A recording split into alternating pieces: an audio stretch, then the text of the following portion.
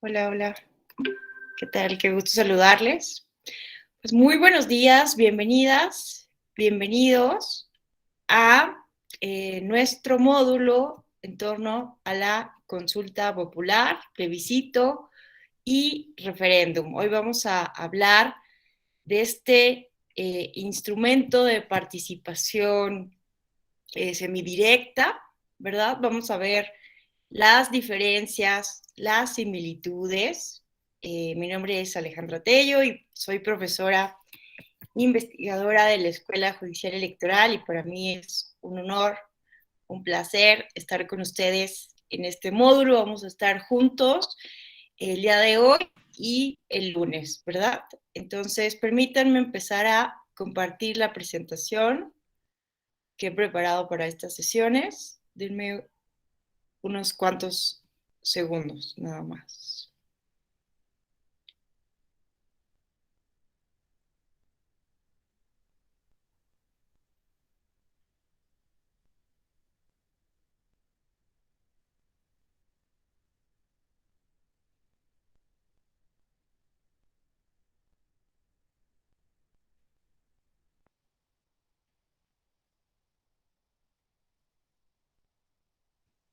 Espero que ya hayan desayunado, tomado un cafecito, que estén ya muy despiertos para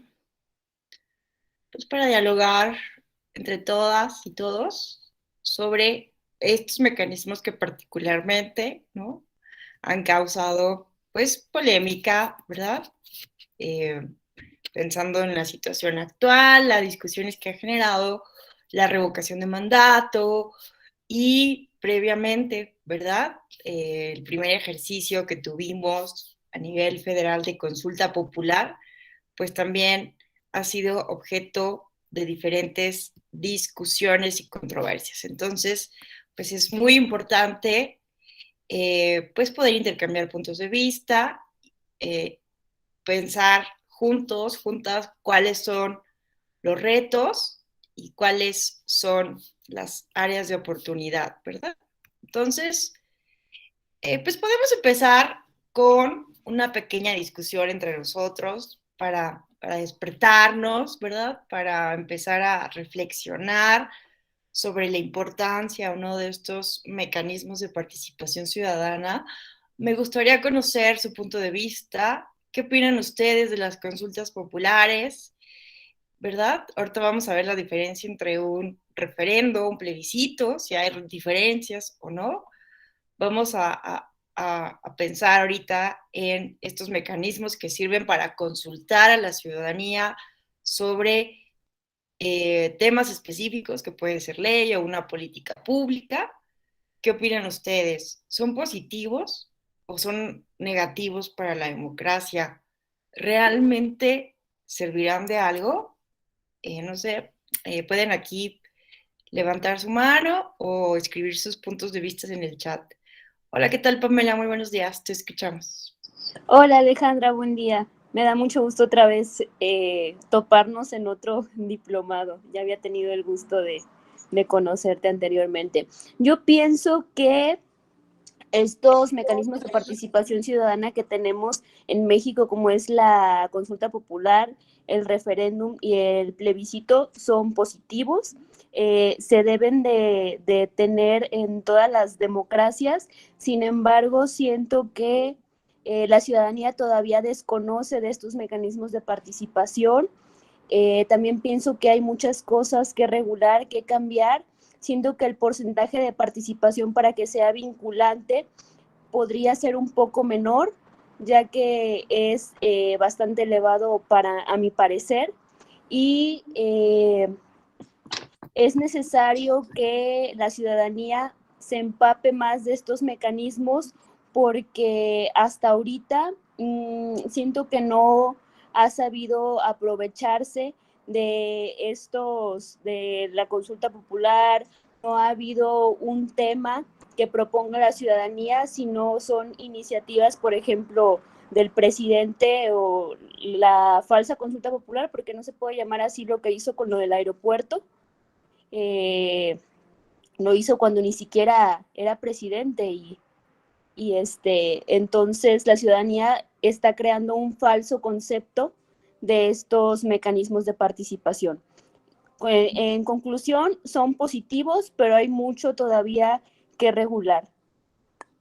Muchas gracias, Pamela. El gusto es mío, qué gusto que nos encontremos en otra actividad académica. Bienvenida. Eh, Vamos a darle ahora el uso de la voz a Juan Carlos. Ahorita comentamos, porque Pamela tocó unos puntos muy importantes. Buenos días. Pues mira, ¿qué pienso? Que no creo que la participación de la ciudadanía en la toma de las decisiones gubernamentales, directa e indirectamente, creo que siempre va a ser positivo.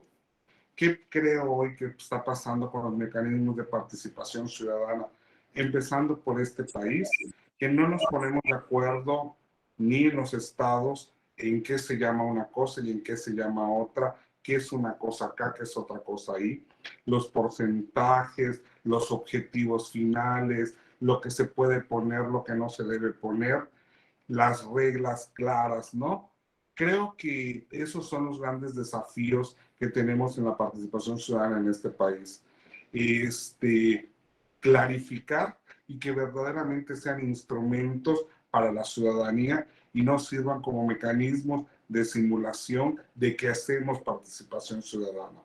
Y te quiero poner un ejemplo que es algo de los temas que me han llamado mucho la atención en participación ciudadana.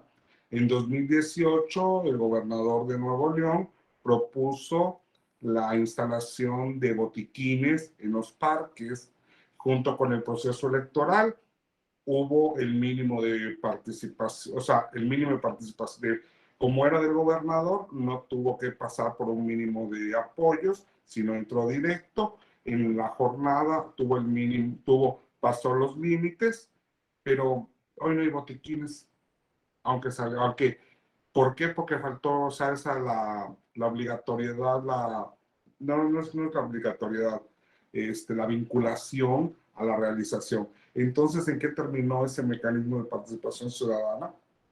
Entonces, ¿qué credibilidad puede tener hoy una sociedad como la de Nuevo León, no? Creo que ahí están los grandes retos, Alejandro.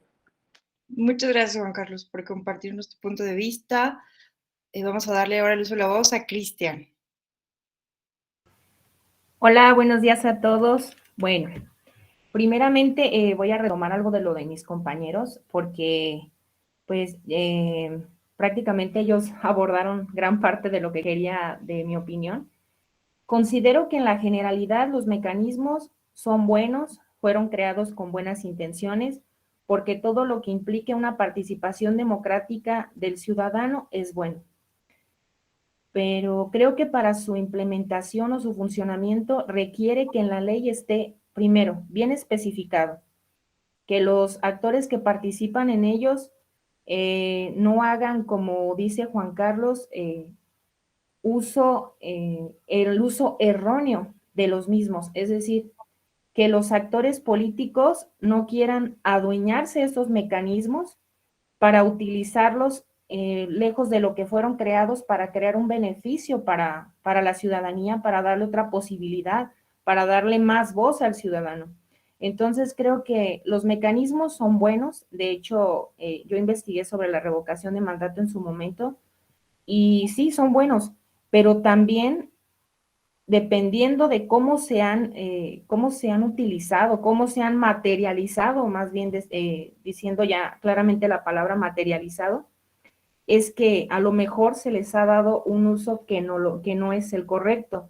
Y no me refiero a las autoridades electorales, no. La autoridad electoral tiene sus funciones claramente determinadas, pero considero que existen otros elementos, otros individuos que participan en que se materialicen esos mecanismos que a lo mejor no están informando al ciudadano, o están desinformando más bien al ciudadano. No, realmente los mecanismos, como lo vamos a ver, cada uno tiene sus particularidades, son específicos y deben implementarse conforme, primero que la ley esté bien estipulada para que tengan para que tengan un buen resultado, tienen que tener las particularidades de cada uno.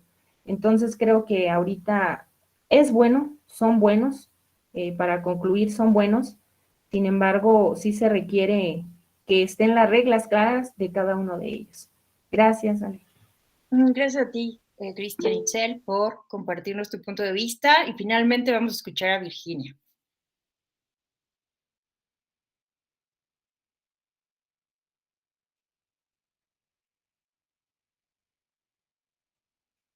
Virginia, ya no veo a Virginia. Ay, perdón. Hola, ¿qué tal? Ya. ¿Qué tal? Buen día a todas y a todos. Yo creo que sí, en efecto, aportan mucho, sin embargo, se requiere de un conocimiento por parte de la ciudadanía, que tengamos tiempo de informarnos respecto a lo que tanto vamos a promover como vamos a participar en su caso. Y creo que en el caso o en el tema, punto que tocan respecto a reglamentar, sí hace falta, si no reglamentar, al menos sí actualizar la ley de consulta, pero sí creo que debemos de tomar estos mecanismos, como su nombre lo dice, ¿no? De participación ciudadana, sin el fin de llenarlos de candados y de hacer de estas consultas un proceso, vaya, todos los candados que tenemos en un proceso constitucional, ¿no? O sea, que se requiere así miles de cuestiones. Si bien entiendo que para la revocación de mandato sí debería de haber una similitud, puesto que como se da, se quita, sí creo que para las otras consultas sería viable revisar otros mecanismos, incluso para consulta, ¿no? Voto electrónico, urnas electrónicas, etcétera. Yo soy de Chihuahua y nosotros el plebiscito que llevamos a cabo se llevó a cabo con urnas electrónicas y tuvimos un ejercicio sumamente enriquecedor. Gracias. Muchísimas gracias, Virginia, por compartirnos tu punto de vista. Bueno, finalmente vamos a darle a Abril, que acaba de levantar la mano. Abril, muy buenos días. Hola, buenos días a todas y a todos. Bueno, creo que lo primero que se tiene que hacer es que las personas, y digo de verdad, todas las personas, sepan de qué van ese tipo de mecanismos. O sea, porque podemos reformar mil leyes, podemos hacer, pero creo que lo primero que está fallando, lo primero es la educación electoral. De verdad, o sea, puede que nosotros aquí estemos en un aula y con nuestro privilegio podamos aprender y entender perfectamente todos los términos y poder alternativas de qué hacer y qué no hacer y cómo sirve y no. Pero si yo voy y le pregunto a las personas de mi calle, incluso, así es algo, y le pregunto a las personas de mi calle, no van a saber ni siquiera de qué va o para qué sirve o cuál es la diferencia entre una y otra. Y nada más van a saber lo que más o menos les rebota los medios de comunicación a los que tienen acceso, porque no, o sea, la mayoría de ellos ni siquiera usan redes sociales. Entonces, pues, ¿qué pasa con con estos medios de información? Pues es muy difusa, o sea, la información que dan es como muy, pues supongo que lo entienden y ni siquiera se detienen a explicar. Entonces, creo que la difusión en para todas las personas. O sea, personas que entienden términos legales y que no entiendan términos legales. Se tiene que ser una información y la gente tiene que saber. Y creo que cuando todas las personas o la mayoría de las personas podamos entender de qué van cada uno de esos mecanismos, será mucho más fácil saber si funciona o no funciona. Porque, o sea, es muy fácil, le digo, o sea, hacer reformas, hacer muchas cosas, ¿no? Para mejorar la democracia del país, pero hoy en día las personas tienen una pésima educación electoral, y esa es la verdad. O sea, si se nos complica entender cómo es, por ejemplo, las senadurías o las diputaciones, pues peor aún entender unas consultas populares o mecanismos alternos, porque realmente estamos como muy sesgados y el sesgo educacional en materia electoral es muy crítico. Muchas gracias, Abril. Me gusta mucho lo que acabas de decir, ¿no? Pedagogía pública. Vamos a escuchar finalmente a Anette y ahorita comentamos todo lo que aquí han dicho. Ah, ya. Sí, seré muy breve. Para mí, retomaré lo que han dicho mis compañeros. El problema en sí radica en una cultura de democracia, en una cultura de los ejercicios democráticos, ¿no? De la participación ciudadana. Yo durante la licenciatura mucho tuve la idea de que por qué no participa la gente, por qué no se involucra, por qué no le interesan estos asuntos, pero no a la mayoría le va a interesar por mucho que le hablemos, por mucho que lo incitemos. Reiteraré en alguna sesión, yo había comentado que fui CAE. Yo tenía la concepción de la construcción de la democracia desde los libros de arriba abajo, ¿no? Pero también está la concepción de abajo arriba. Al momento de ser CAE tenía que ir a visitar a la ciudadanía, a platicarle en qué consistía. Participé en el ejercicio de la consulta popular como capacitador asistente electoral, bueno, en este caso de consulta popular, y muchos no sabían ni para qué era. Entonces, más allá de platicarles, también es incentivarlos a que conozcan ese tipo de ejercicios, porque el problema también es que nada más se quedan con la idea de que participar solo es el día de la jornada electoral, ir a votar y ya. Entonces, con el ejercicio de la consulta popular, los plebiscitos y todos este tipos de mecanismos de participación son otra forma de construcción de la democracia de abajo hacia arriba, ¿no? No de arriba hacia abajo con una consulta, pues vamos a llamarlo así, ya, ya preestablecida, ¿no? Con los resultados preestablecidos. Entonces, eso sería nada más. Buen día. Muchas gracias, Anet. Pues muchas gracias a todas, a todos quienes participaron. Vamos a. Ay, acaba de llegar también José Reyes. A ver, vamos a escuchar a José Reyes. La última participación antes de continuar.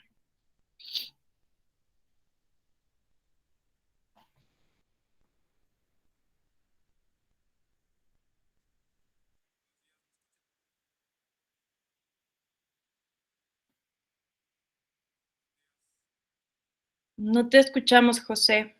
Te escucho muy, muy bajito.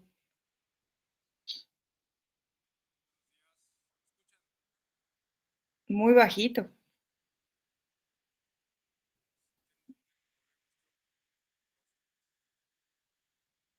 Tal vez sea el volumen. Te escuchas muy lejos.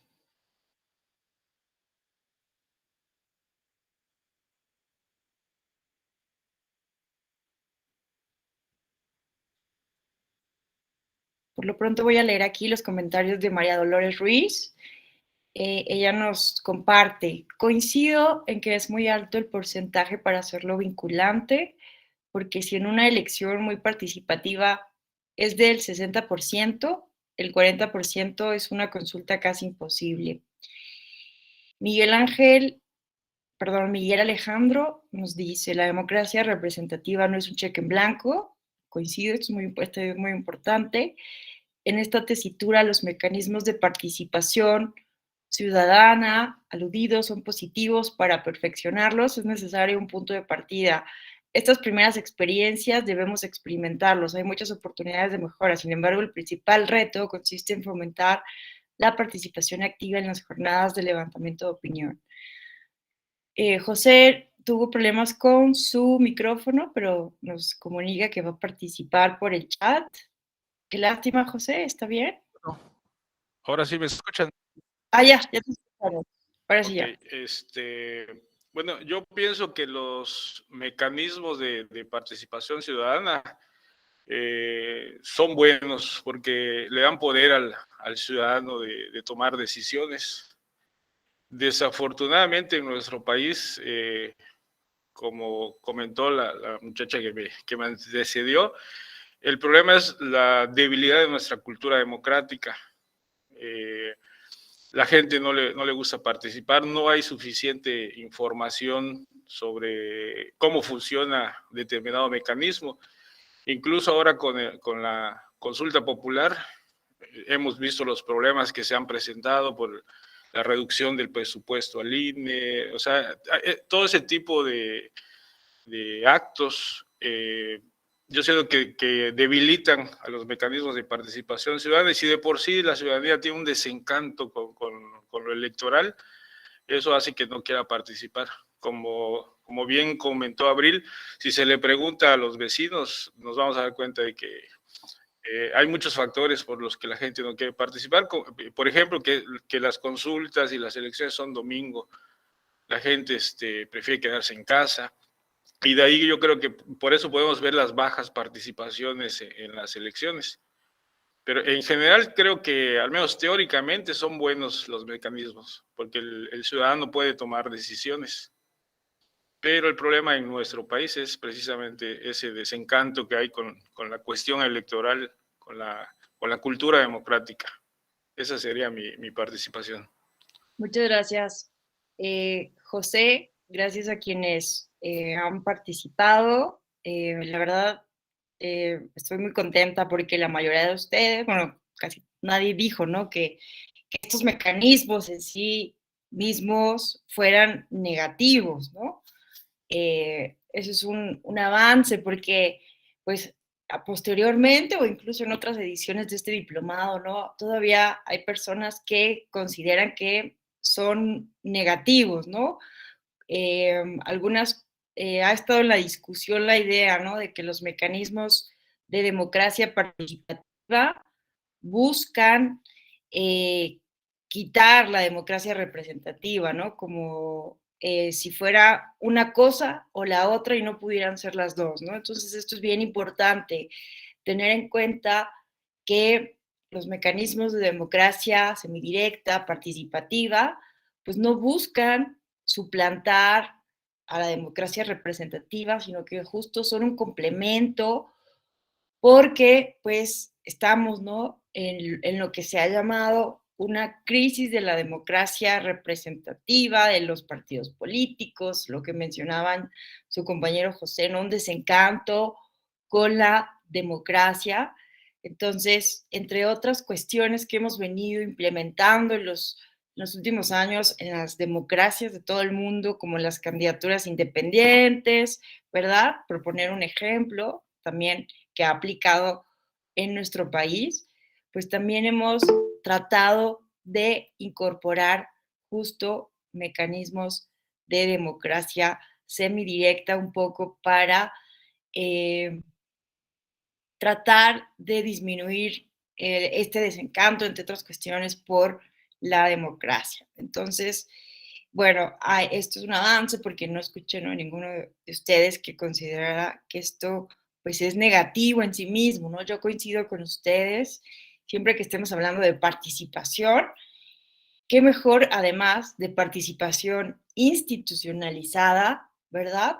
Porque como lo mencionó también por aquí alguna de sus compañeras, pues han habido, ¿no?, mecanismos hechos desde la presidencia de la República, de Morena, que no han sido institucionalizados como tal y pues han generado alguna, pues más controversia aún, ¿no? Entonces, qué mejor que exista participación ciudadana, que esté reconocida en la ley, que esté regulada, ¿no?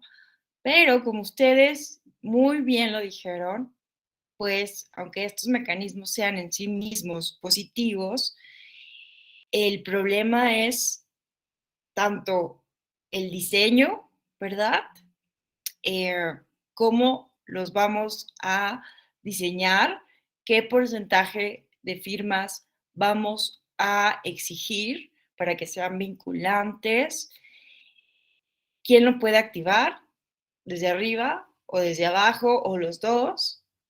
Y también creo que lo que más preocupa, y creo que al final del día, sin esto, pues como lo dijo muy bien Abril, ¿no? Por más perfecta que esté la ley, si no existe, bueno, y también lo dijo también su otra compañera, se me fue ahorita su nombre, pero si no existe, ¿verdad? Educación cívica, pedagogía pública, por un lado, y también algún incentivo para que la ciudadanía participe, pues estos mecanismos se pueden volver estériles, ¿no? Y pueden estar en nuestro sistema constitucional sin que sean aprovechados, ¿no? Entonces, son muchísimos los retos de estos mecanismos de participación ciudadana. También es importante saber que aunque son en sí mismos instrumentos que pueden potencializar la democracia, que son benéficos en materia de fiesta cívica, de conciencia cívica, también es posible que estos se utilicen de manera negativa, ¿verdad? Que tengan efectos no esperados y que puedan también ir en detrimento de la calidad democrática. Hay un libro que recomiendo muchísimo que revisemos todas y todos. Se llama En la dosis está el veneno, el diablo está en los detalles. Es de Janina Well, en donde ella justo ha estudiado, ¿no? Los mecanismos de participación ciudadana de América Latina, en Suiza, en casi todo el mundo. Y lo que ella nos dice es que el diablo está en los detalles, ¿no? Si no se cuida el diseño y su implementación, es posible utilizar estos de manera negativa, de manera populista y en algunos casos también puede perjudicar, ¿no? La calidad democrática. Entonces hay que tener muchísimo cuidado en estos detalles. Ahorita vamos a ver qué tipo de detalles son los que pueden repercutir en detrimento de la calidad democrática. Ahora, vamos a ver cuáles son las modalidades, las categorías y los mecanismos de participación ciudadana, ¿no? Como les mencionaba, hay mecanismos institucionalizados, ¿verdad?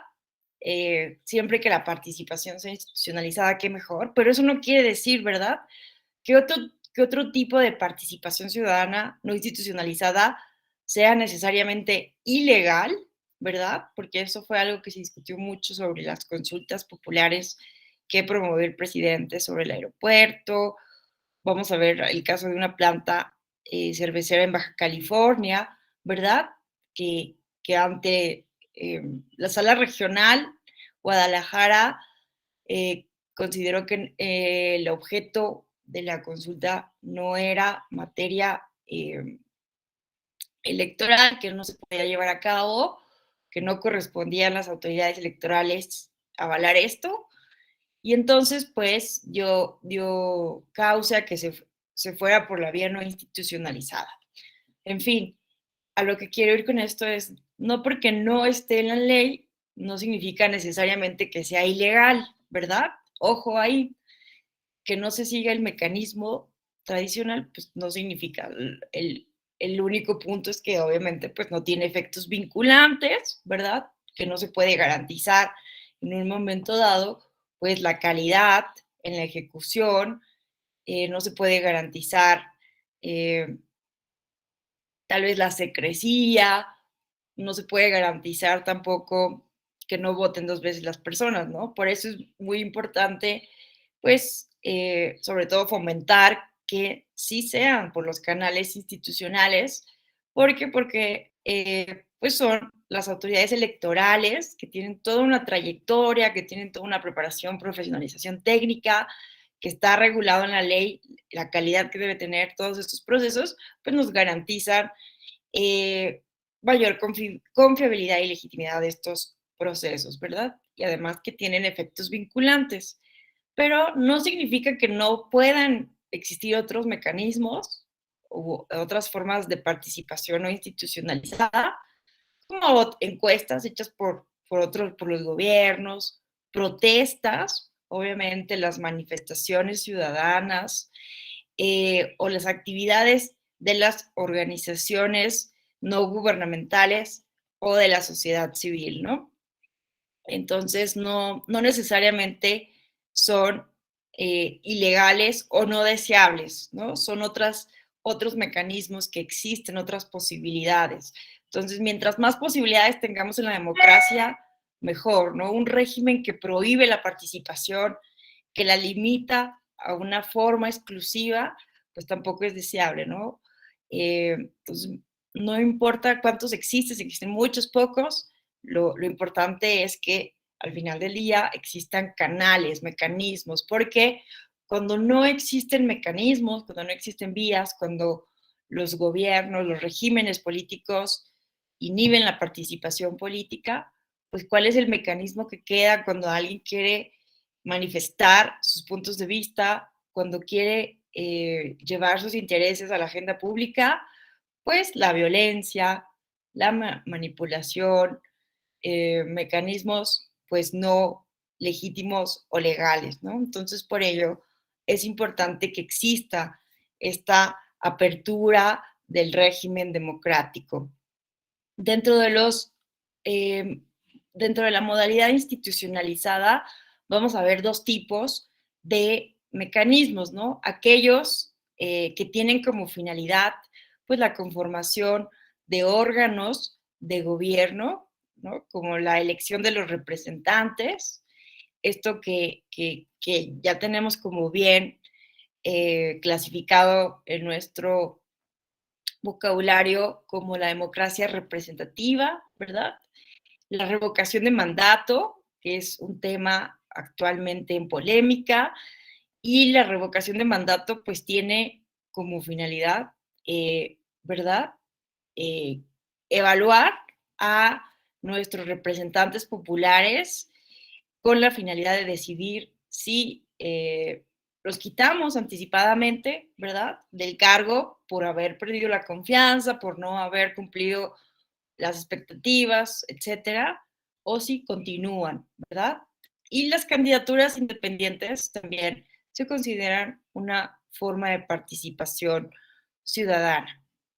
Bueno, pero también existen mecanismos que están ideados para que los ciudadanos, las ciudadanas, tomen directamente las decisiones, ¿no? Una cosa es votar para que otros tomen las decisiones, que esa es la lógica de la democracia directa, o pues la revocación de mandato tiene que ver para quitar o poner, ¿no?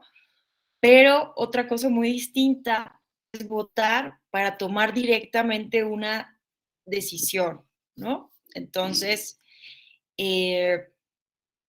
bueno, también se considera el derecho de petición como parte de un derecho político que incide directamente en la toma de decisión, la iniciativa ciudadana, que ustedes ya han abordado este tema o lo van a ver más adelante, y las consultas ciudadanas, los referéndums, los plebiscitos, que justo es el tema que nos convoca en este módulo y que vamos a estar hablando el día de hoy. Entonces, pues vean que existe una gran gama y que existen diferentes clasificaciones de acuerdo a sus objetivos, a su naturaleza.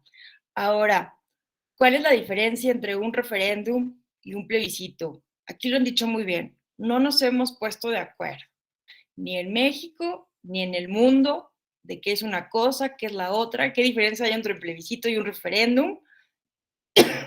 Si ustedes observan a lo mejor lo que dice la ley de participación ciudadana de Jalisco y la que dice la de Veracruz, a lo mejor lo que ellos entienden por plebiscito, allá lo entienden por referéndum o allá por consulta popular, viceversa.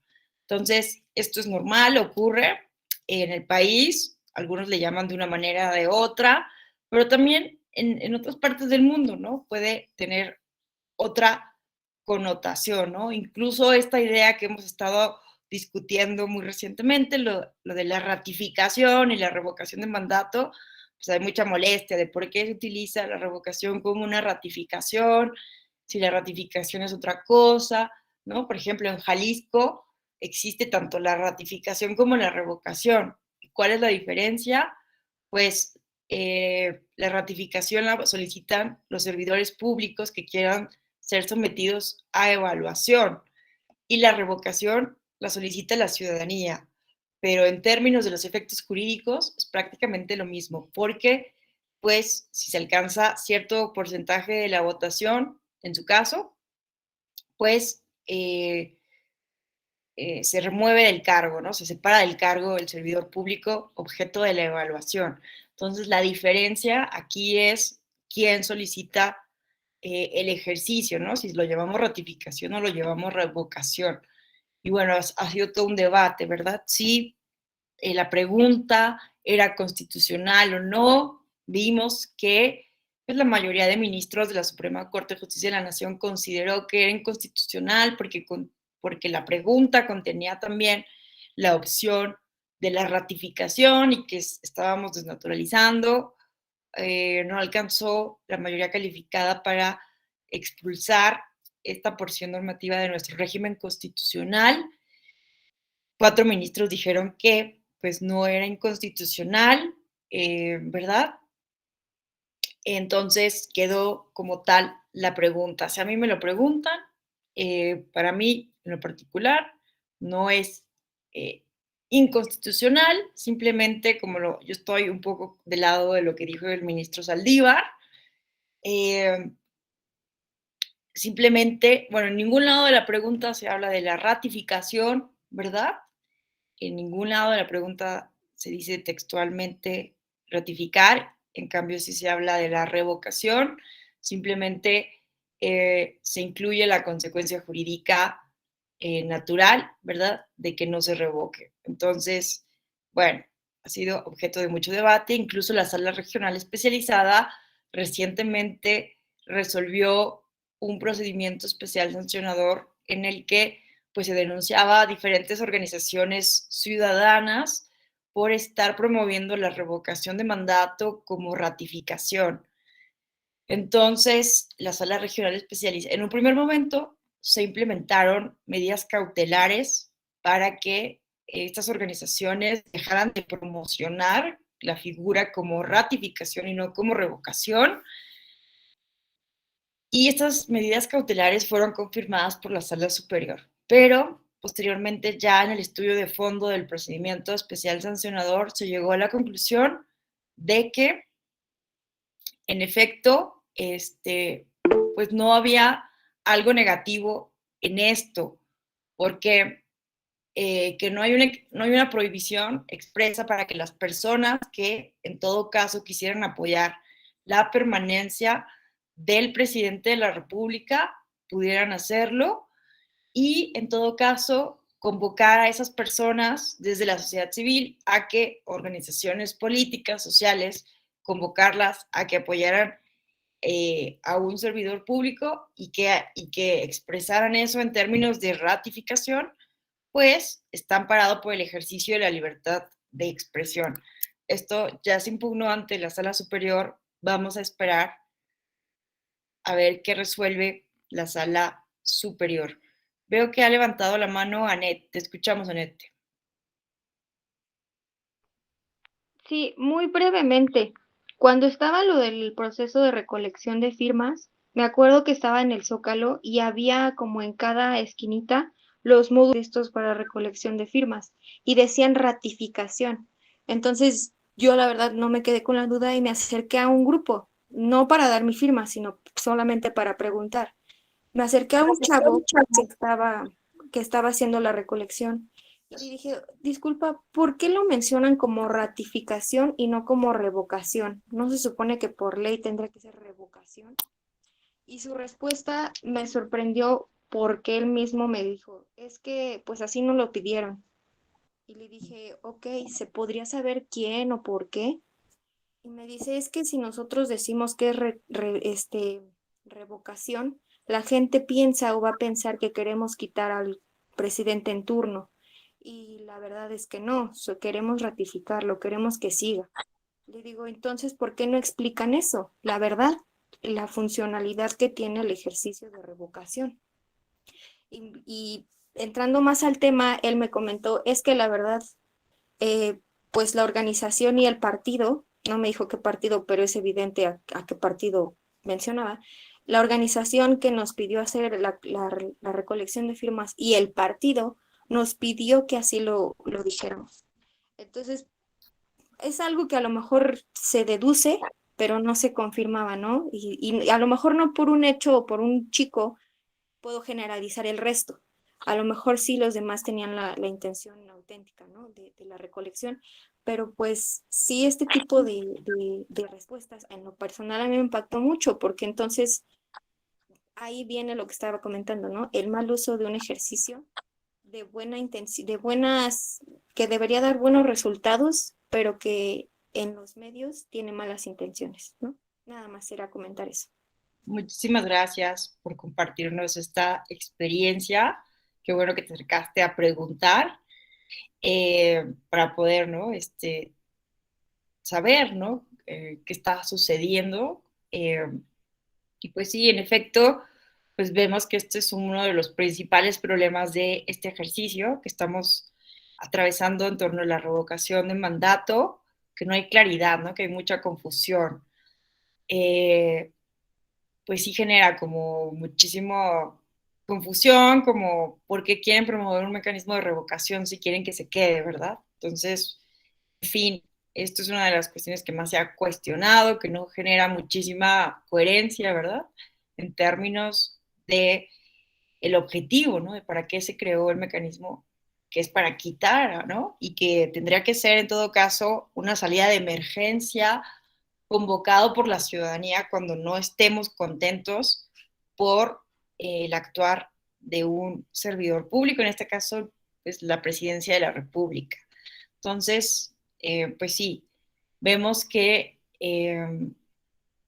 necesitamos pues seguir trabajando porque pues además, ¿no? Por los criterios, pues la pregunta va a seguir con estos dos términos, que yo insisto, la pregunta en sí mismo no, yo no la veo inconstitucional, lo preocupante es que pues se confunda a la ciudadanía, ¿verdad? Que se malinforme a la ciudadanía y es por ello que tendría, en todo caso, dado que pues estas organizaciones en ejercicio de la libertad de expresión pueden promoverla como ratificación, no podemos prohibirle a las organizaciones que están justo buscando las firmas, oigan, no lo digan así, díganlo asá, ¿verdad?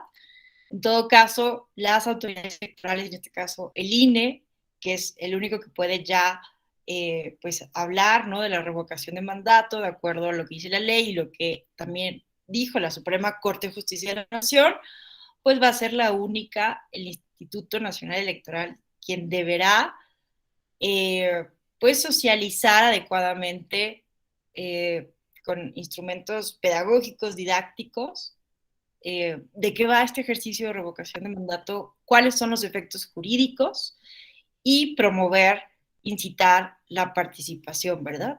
Pero, pues sí, creo que el problema, uno de los problemas de fondo, ¿verdad? Es la manera en que los partidos políticos, ¿verdad? Sus dirigentes lo están usando con ciertos fines propagandísticos, ¿verdad? En fin, bueno, vamos a continuar. Eso en cuanto a la revocación de mandato. Entonces, insisto, ¿no? No nos ponemos de acuerdo sobre qué significa una cosa, son un concepto unívoco de estos mecanismos, ¿no? Incluso decíamos, ¿no? Con la revocación, ratificación. Pero bueno, vean ustedes que en términos generales, ¿verdad? Esto es como lo que alcanza más consenso. El término plebiscito viene, se usa desde la antigua Roma, ¿no? Y está sobre todo enfocado a la consulta de actos ejecutivos, de actos administrativos con efectos vinculantes. O sea, tiene que ver con los actos del poder ejecutivo, ¿no? De la administración pública y tiene efectos vinculantes. Es para preguntar sobre políticas públicas específicas, ¿no? O actos del poder del presidente, de los gobernadores, de los presidentes municipales, los alcaldes, etc. En cambio, el referéndum es un término mucho más moderno que es incorporado al vocabulario de la política a finales del siglo XIX, aunque pues ya se usaba en Suiza 200 años antes. Suiza no inventó la democracia directa inventó a Suiza, es un dicho, ¿no? Una frase muy popular cuando se habla de la democracia directa en Suiza. Viene del latín ad referendum, ¿verdad?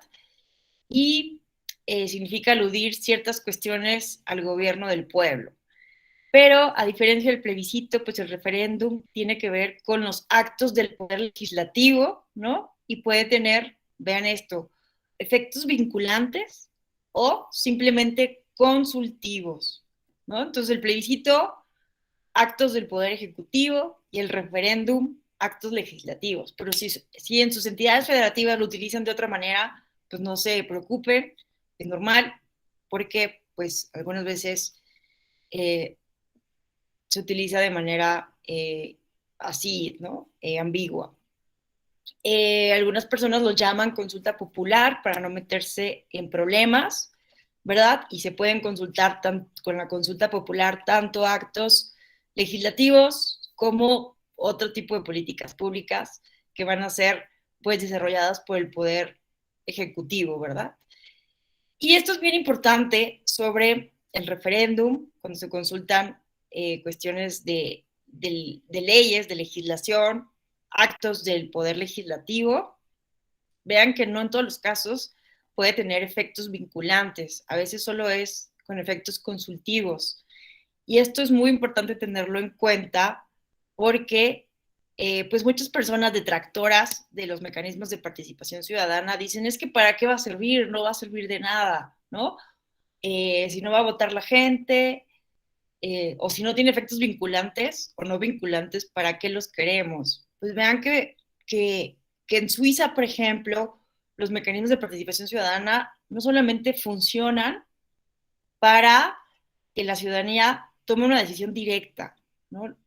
La funcionalidad y los efectos positivos no tienen que ver con el sí o con el no que se materializan, con el fin práctico, sino que muchas veces esto funciona para medir, para saber cuál es el sentir público, ¿no?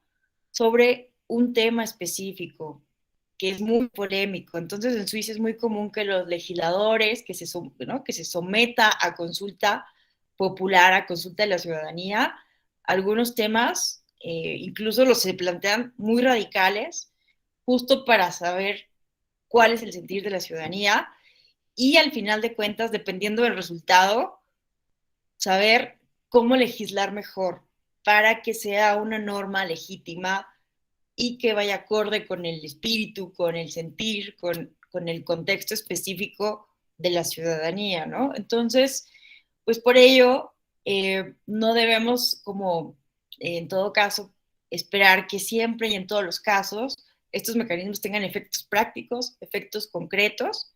Obviamente, si lo marca la ley que debe tener efectos específicos, pues se deben de cumplir, como el caso que nos comentaba su compañero, ¿verdad? De Nuevo León, que si la ley era vinculante y se habían votado por estos botiquines, esos botiquines deberían estar ahí, ¿no? Eso es una cuestión distinta. Pero si no se lograra la gran participación política o no tuviera efectos vinculantes o prácticos, lo que tenemos que valorar es justo la discusión pública que genera, ¿no? Entonces, pues a pesar de que ha sido muy polémico este ejercicio de revocación, lo valioso es que estamos midiendo, escuchando, que la conversación pública está pues con cierta intensidad rechazando o aceptando este mecanismo. Y eso nos debería de servir, ¿no? A las autoridades electorales, a la academia, a la sociedad civil, para pues saber cuál es el sentir público, ¿verdad? Y tratar de mejorarlo. Entonces, pues no son completamente estériles, ¿no? Es lo que les quiero compartir, que a pesar de que los hemos visto de manera ahorita muy negativa, un compañero de ustedes lo mencionaba en el chat, ¿no? Es el primer ejercicio que tenemos. Imagínense que pues, Suiza ya tiene pues, más de 300 años con estos mecanismos y todavía tiene problemas, entonces pues no queramos correr, ¿verdad? Cuando no sabemos todavía caminar, por decirlo de alguna manera. Es el primer ejercicio de revocación, solo hemos tenido un ejercicio de consulta popular a nivel federal. Algunas entidades ya han tenido ejercicios exitosos, como el que nos contaba aquí su compañera de Chihuahua, tienen una historia más antigua, ¿no? Entonces también hay que ver esas experiencias locales para ver que pues no podemos esperar ahorita tener todo perfecto, porque la democracia, pues incluso como lo dice Robert Dahl, que de casualidad aquí tengo el libro, vean, La democracia y sus críticos. Robert Dahl, por ejemplo, nos dice que ningún país en el mundo es democrático completamente, ¿no?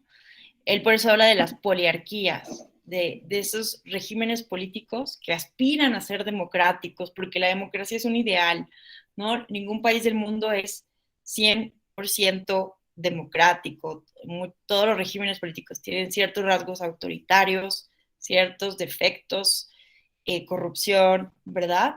Entonces, obviamente en diferentes proporciones, pero la democracia es como ese ideal que nos ilumina, ¿no? Esa estrella que debemos de, que nos ilumina hacia dónde hay que seguir, cuál es el objetivo, ¿no? Es como el faro, ¿no? De luz en este mar en el que vamos navegando, es el que nos orienta hacia dónde tenemos que ir. Pero, evidentemente, pues no se cumple de un día para otro con los objetivos, ¿no? Estos fines de la democracia. Entonces, pues paciencia, ¿verdad? Es lo que podríamos decir. Es normal ver todos estos conflictos. Ahora, también hay diferentes tipos, ¿no? De consulta popular o de referéndums, ¿no?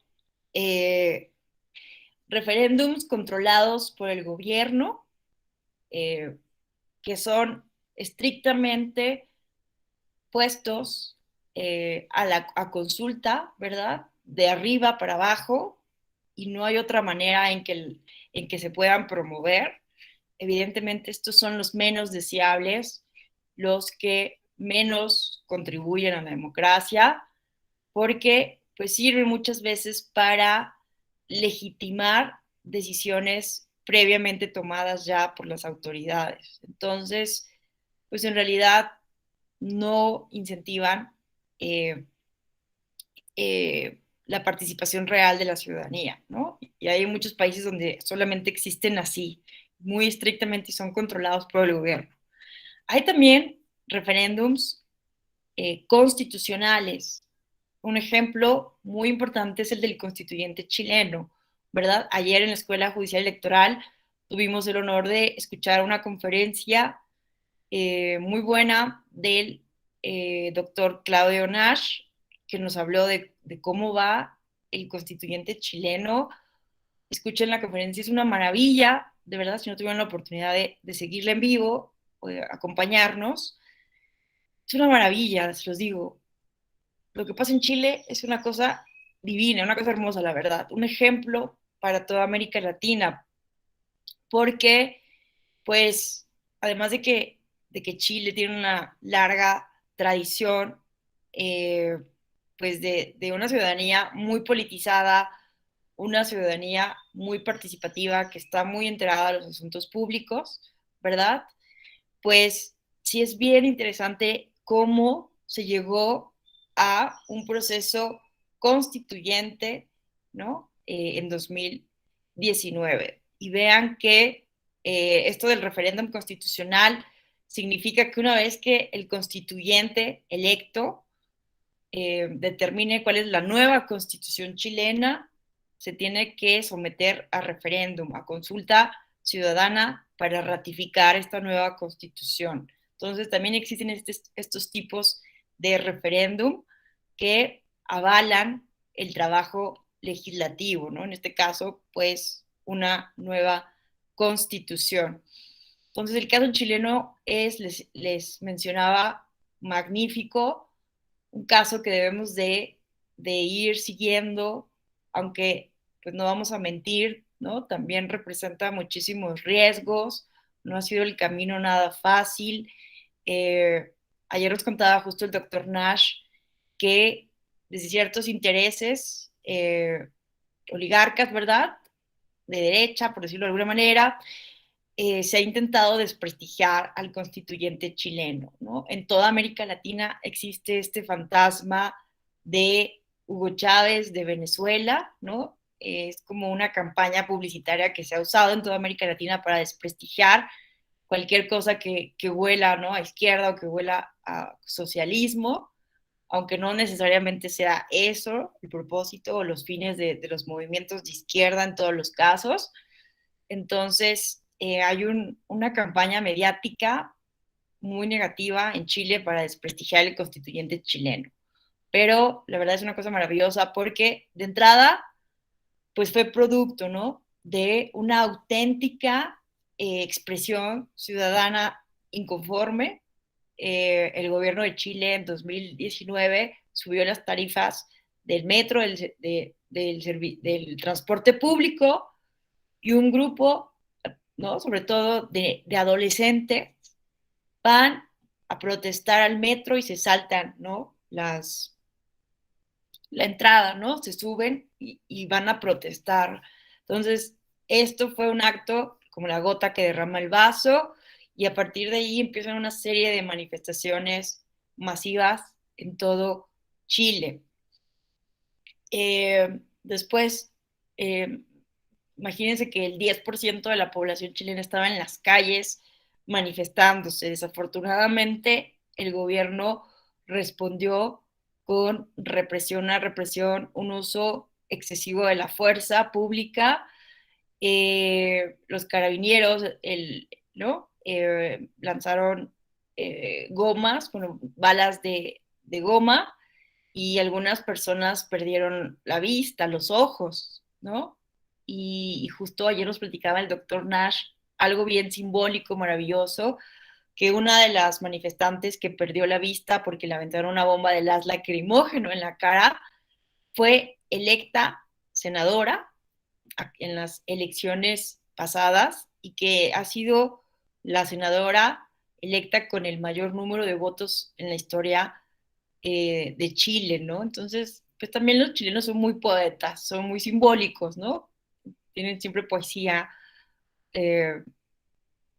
son un país muy poético. Entonces, pues es un acto poético, ¿no?, muy simbólico, que esta persona que perdió la vista en estas protestas de 2019 fue la persona más votada para ser senadora de la República chilena. Entonces, bueno, muchas personas, hubo fallecidos, personas que perdieron la vista, y pues la clase política se dio cuenta que estaba desbordada, que habían perdido la gobernabilidad, y pues se llegó al acuerdo, se cedió ante estas inconformidades, la creación de esto llevó a la creación de una nueva constitución, ¿no? Entonces, esto se llevó a referéndum, si querían o no una nueva constitución. La mayoría de la gente, ¿no?, dijo que sí querían una nueva constitución. Fue realmente algo contundente, y lo más importante de esto es que fue el primer constituyente nacional integrado de manera paritaria, con una cuota específica de los pueblos indígenas chilenos. La actual presidenta del constituyente es una mujer mapuche. Esto nunca había sucedido en Chile. Ni siquiera estaba reconocida la pluriculturalidad en Chile. ¿No? En México tenemos, ¿no?, nuestro artículo 2 constitucional, que México es un estado pluricultural, ¿verdad? En Chile no existía este reconocimiento. Eres el único país de América Latina que no tenía este reconocimiento pluricultural de su estado. Entonces, esto es como, pues, muy importante que sea una mujer mapuche la presidenta. ¿Qué más? Ahora están, ¿no?, diferentes discusiones constitucionales. Imagínense tener la oportunidad de decidir todo desde el principio, ¿no? ¿Cuál va a ser la forma? Bueno, lo que sí es que hay que tenerlo muy claro. Chile va por la democracia, en ningún momento se ha planteado ir por un comunismo, socialismo, aunque, insisto, en los medios se ha tratado de preocupar a todo el mundo y América Latina. Ay, ¿qué va a pasar en Chile?, etcétera. No, esto no es el caso. Están yendo por una democracia, pero están decidiendo todo, si va a ser un organismo, si va a tener un órgano representativo unicameral o bicameral, ¿no? Si van a tener un tribunal constitucional fuerte, ¿no? Con un control abstracto, concentrado, etcétera, o si lo van a pasar a un control más democrático en la Suprema Corte. Este es uno de los debates más importantes. En fin, se están decidiendo cosas importantes. Además, los temas que se están discutiendo en el constituyente chileno debieron ser, acorde al reglamento que se estableció por el constituyente, debían pasar por una clase de iniciativa popular. Vean qué interesante. Esto significa que para que se llevara a debate constitucional se debían de enviar propuestas de la ciudadanía, de las organizaciones políticas, y estas debían de alcanzar cierto porcentaje de votos, ¿no? Para poder ser objeto de debate, ¿no? Entonces, no todos los temas se llevaron al constituyente, los que alcanzaron cierto nivel de apoyo. Entonces, pues bueno, y esta constitución pues va a ser ratificada, ¿no? Entonces, la verdad es que es un ejercicio que hay que estar muy atentos porque nos puede dar muchísimas lecciones a todos los países de América Latina, ¿no? Pero bueno, no hay que estar como tampoco tan ingenuos porque nos comentaba el doctor Nash ayer que las fuerzas, bueno, que hay personas en Chile, ¿verdad? Pues vienen de una dictadura militar que pues están pensando en un plan B, si no les gusta cómo queda la Constitución. Y ese plan B, pues ya recordemos, ¿no? Que el plan B cuando estaba Salvador Allende, pues era justo bombardear el, el edificio, ¿verdad? El palacio, bueno, la casa presidencial en Chile. Entonces, bueno, ¿por qué están haciendo una nueva constitución?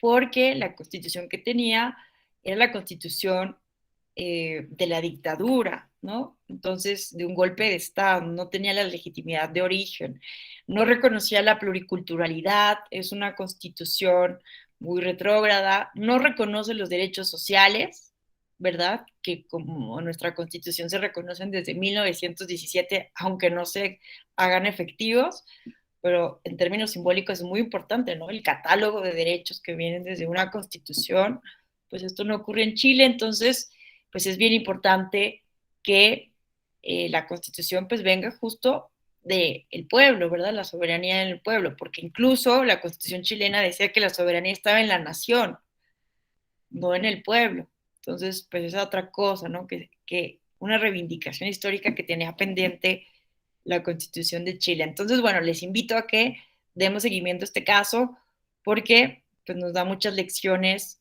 de cómo la ciudadanía, en un momento de hartazgo, en un momento de, pues sí, de conciencia colectiva, puede tomar las riendas de su soberanía de maneras muy impresionantes, sin necesidad de caer en populismos o en cuestiones excesivas, ¿no? Entonces es bien importante el diálogo, la discusión que se está teniendo en Chile, a pesar de las resistencias y el desprestigio mediático que existe.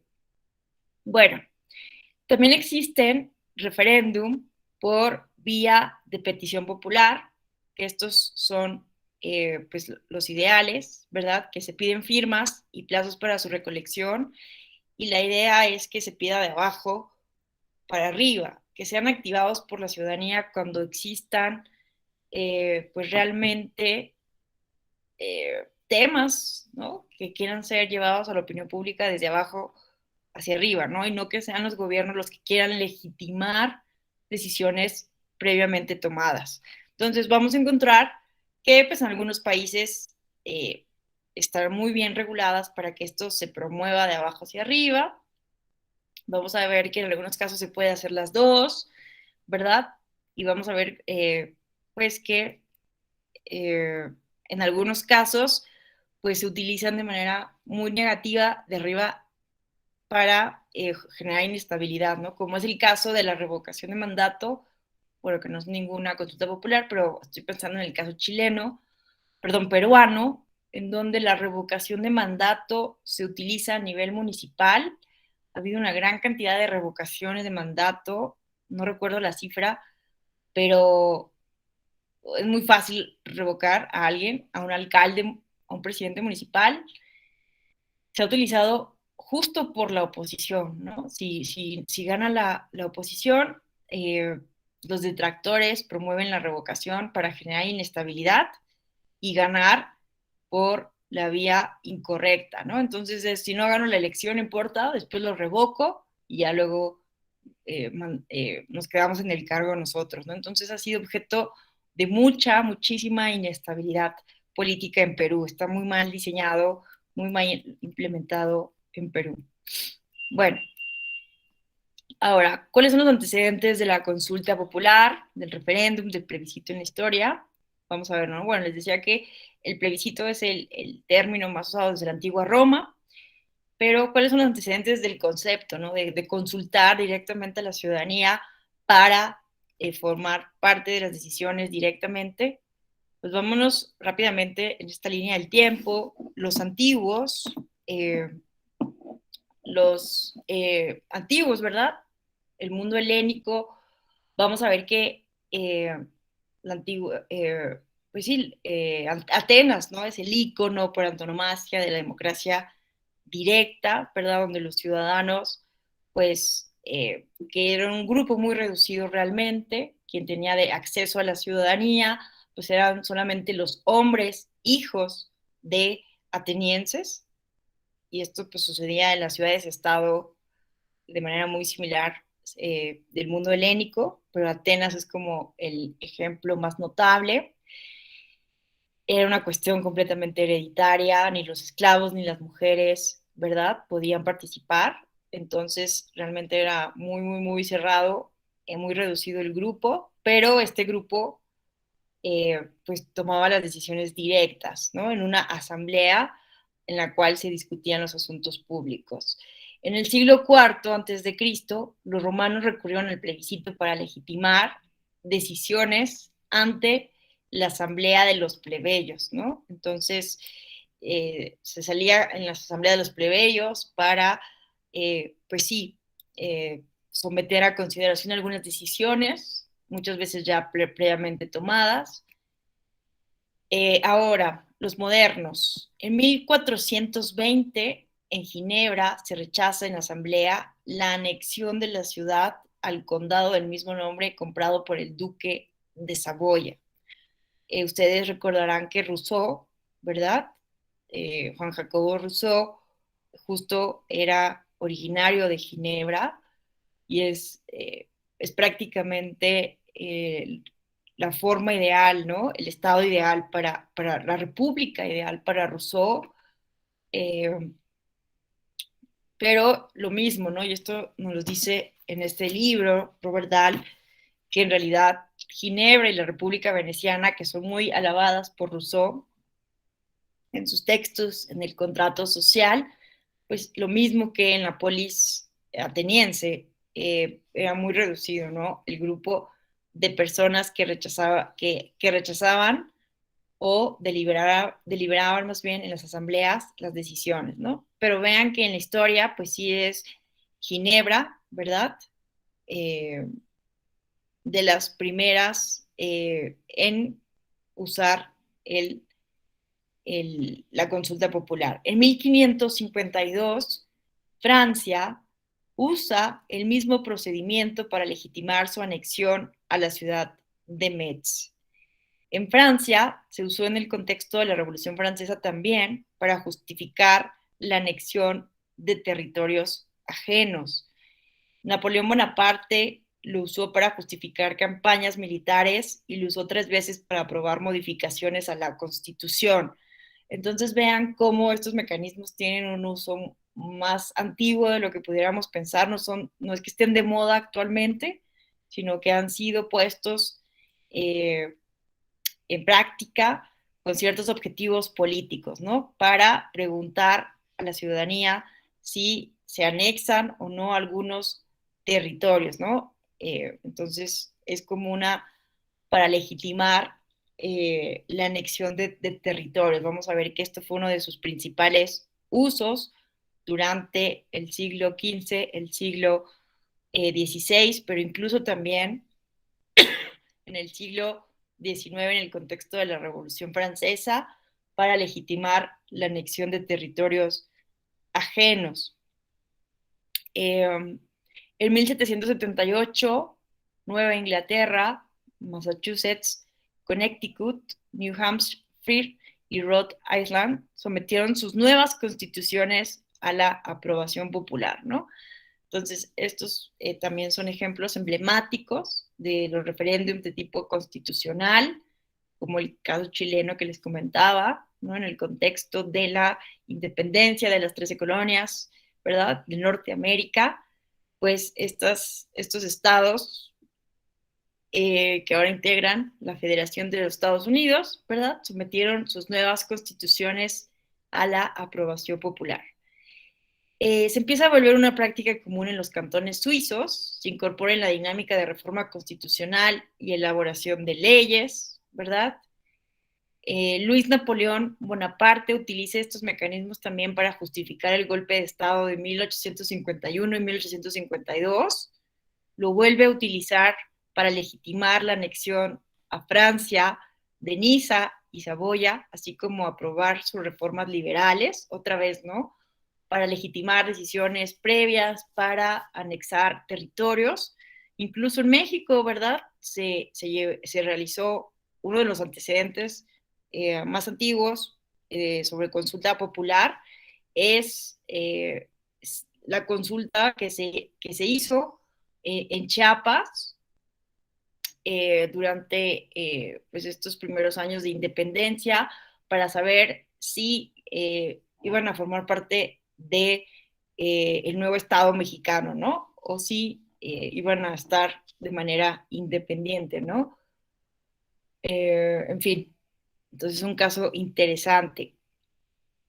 En Italia, los piamonteses usan el plebiscito para afianzar su control sobre el proceso de liberación y de unificación del país. En Estados Unidos, algunos estados secesionistas sometieron a la aprobación de sus votantes su separación de la Unión Americana, ¿no? En este contexto de la esclavitud de las personas negras, que los estados del sur pues no estaban de acuerdo con reconocer la igualdad de los afroamericanos, y pues se utilizaban estos mecanismos, ¿no?, para someter a consulta si se separaban estos estados del sur de la Unión. A partir de la Primera Guerra Mundial, vean esto, también es muy interesante, la Liga de las Naciones Unidas y después las Naciones Unidas, ¿no?, después de la Segunda Guerra Mundial, la usaron para resolver problemas de límites territoriales y de soberanía. Entonces, pues es muy, muy sabido que después de estas guerras, las potencias, ¿verdad?, se dice que se repartieron el mundo, y bueno, muchos se implementaron diferentes consultas para resolver estos límites territoriales. Incluso se usaron para resolver asuntos de carácter ético en las democracias anglosajonas de finales del siglo XIX, como la prohibición del consumo del alcohol. Entonces, ante decisiones así como muy, muy debatibles, ¿verdad?, pues qué mejor que decida el pueblo, ¿no? ¿Quieren que exista esta prohibición del alcohol o no? Entonces, directamente es algo que se sometía a la consideración del pueblo, ¿no? Entonces, pues esto es muy interesante, ¿no? También en cuanto a las cuestiones territoriales, que me pregunten, ¿no?, que nos pregunten a la ciudadanía, pues, ¿no?, a qué estado quieres pertenecer, ¿no?, si a Ucrania o Rusia, por poner un ejemplo, ¿no? Entonces, es interesante ver, ¿no?, que esto se utilizaba justo para generar mayor legitimidad en esas decisiones tan importantes, ¿no?, o incluso morales, éticas, como es la prohibición del consumo de alcohol, que vimos que fue un rotundo fracaso y que, pues, bueno, se generó toda la mafia, ¿verdad? El famoso Al Capone, ¿no?, y todo esto, todo el mercado negro para seguir vendiendo alcohol y todos estos bares clandestinos. Hasta 1978, el referéndum como consulta nacional había sido utilizado, vean esto, más de 500 veces en el mundo, 217 de ellas solo en el caso de Suiza. Entonces, pues bueno, esto es como interesante observar, ¿no? Que existe una larga tradición en el uso de estos mecanismos de consulta popular, sea que se llaman plebiscito, referéndum, etcétera. Además, pues en otros idiomas tienen otras denominaciones, ¿verdad? Otros usos, entonces pues no podemos tener un término unívoco, pero la consulta popular vemos que históricamente ha sido usada con diferentes fines y bueno, entonces tiene una larga tradición, ¿no? Ahora en México, en 1854, los ciudadanos fueron consultados sobre si Santana debía continuar en la silla presidencial después de asumir el poder en 1853. Otro ejemplo interesante, bueno, además del caso de Chiapas que les mencionaba, en 1863, Maximiliano, ¿verdad?, aceptó la corona después de una consulta que demostró su aprobación, ¿no? Maximiliano de Habsburgo, ¿verdad?, dijo, yo no voy a México, lo querían poner, ¿no?, como el monarca, como el emperador, ¿verdad?, los conservadores en el país. Y entonces, pues él dijo, no, yo no voy a menos que el pueblo sí quiera que vaya, ¿no? Entonces, pues se hace una consulta ahí express, ya saben, hecha a modo, y entonces se le dice a Maximiliano, ya se hizo esta consulta, el pueblo dice que sí, vente a gobernar, ¿no? Entonces, pues Maximiliano se embarca destino a México. En 1867, Benito Juárez también intenta llamar a un referéndum para aprobar las leyes de reforma. Entonces es muy interesante saberlo, pero pues el Congreso no lo aprueba, como que lo desestima, ¿no? No lo consideran conveniente. Y bueno, estos son como los antecedentes más importantes de la historia de México en torno a estos mecanismos. Ahora, vamos a hablar sobre la introducción en México, ya en tiempos contemporáneos, de la consulta popular. Vamos a ver primero a nivel federal, ahorita nos vamos a hablar de lo local. En 2012, a través de la reforma constitucional, se reforma el artículo 35 constitucional, ¿verdad? Esta iniciativa fue enviada por Felipe Calderón el 9 de agosto, como pues uno de sus últimos actos, ¿verdad? Como presidente de la República. Pero es hasta 2014 que se publica la Ley Federal de Consulta Popular, y esta ley ya la publica como presidente de la República Enrique Peña Nieto en el contexto del pacto, ¿verdad? Del pacto por México que se entabló con el PRI y el PRD, ¿verdad? Después de las elecciones de 2012. Entonces, está en la Constitución de 2012, a partir de 2012, el derecho de los ciudadanos a presentar leyes y a ser consultados sobre temas de trascendencia nacional, pero esto es regulado, ¿verdad? Su ley reglamentaria, pues hasta 2014. Ahora, ¿cuáles son las reglas específicas? Bueno, vamos a ir resolviendo las preguntas básicas en torno a la consulta popular. ¿Qué es la consulta popular? Bueno, pues está definida a nivel federal como el instrumento de participación por el cual los ciudadanos, yo hubiera puesto la ciudadanía, ¿verdad?, a través de la emisión del voto libre, secreto, directo, personal e intransferible, toman parte de las decisiones de los poderes públicos respecto de uno o varios temas de trascendencia nacional o regional, pero ojo, ¿no?, competencia de la federación. Entonces no necesariamente tiene que ser un tema de trascendencia nacional, sino que puede ser también regional. Ahorita vemos qué significa eso, pero al final del día estos temas deben ser competencia de la federación para que evidentemente pues se puedan legislar o se pueda hacer una política pública específica, ¿no? ¿Quién define esta cuestión de la trascendencia? ¿Qué significa esto temas de trascendencia nacional. Bueno,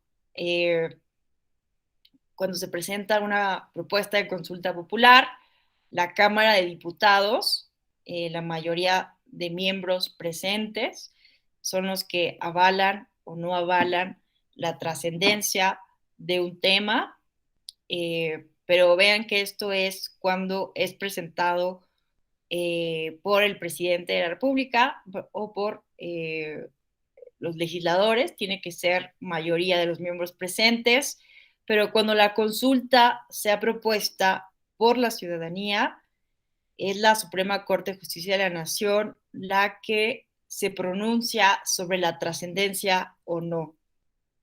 Los criterios, ¿no?